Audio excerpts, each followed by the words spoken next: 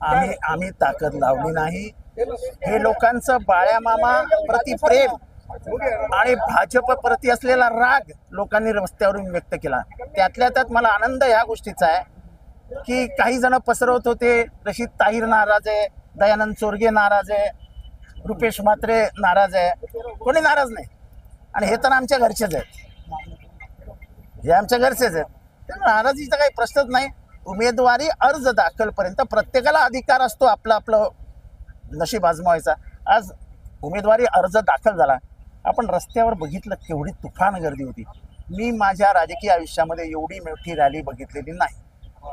दयानंद चोरगेंच्या घरी लग्न होतं, ते लग्नाला गेले होते, त्यांनी मला फोन केला होता, मला म्हणाले होते की मी लग्नाला जातो। मी सांगितलं शेवटच्या क्षणापर्यंत प्रत्येक माणसाला वाटतं की आपल्याला उमेदवारी मिळावी। दयानंदनी जे केलं काहीही चुकीचं केलेलं नाही।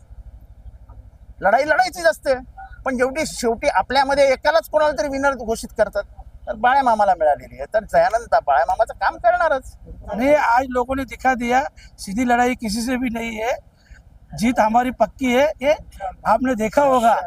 हाँ, 2 नामांकन दाखिल किए हैं और सबसे पहले तो भिवंडी लोकसभा क्षेत्र में सभी मतदाता भाई बहनों को मैं धन्यवाद देता हूँ कि आज सभी लोग आपने देखा होगा बड़ी तादाद से यहाँ पर फॉर्म भरने के लिए आए हैं। उनका उत्साह आपने देखा होगा, उनका जोश आपने देखा होगा।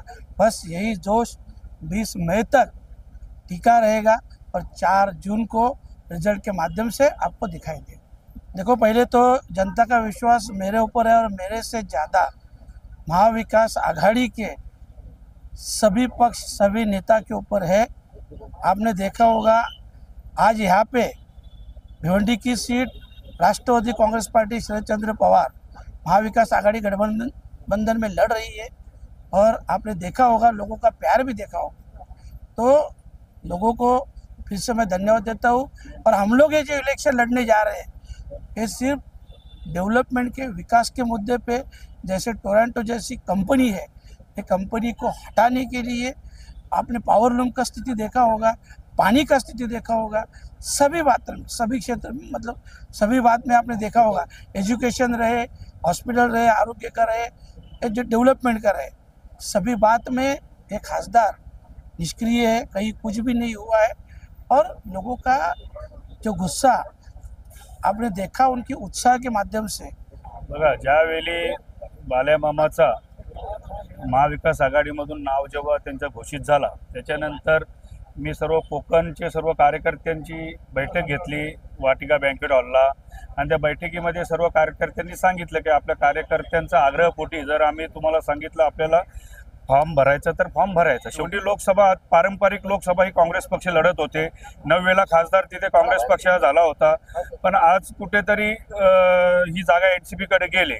तर भाऊंनी सांगितले आमच्या प्रदेश अध्यक्षांनी की जो अन्याय जो आपल्या कार्यकर्त्यांवर जो लोकसभेमध्ये झालेला आहे तो अन्याय येणाऱ्या विधानसभेमध्ये होणार नाही।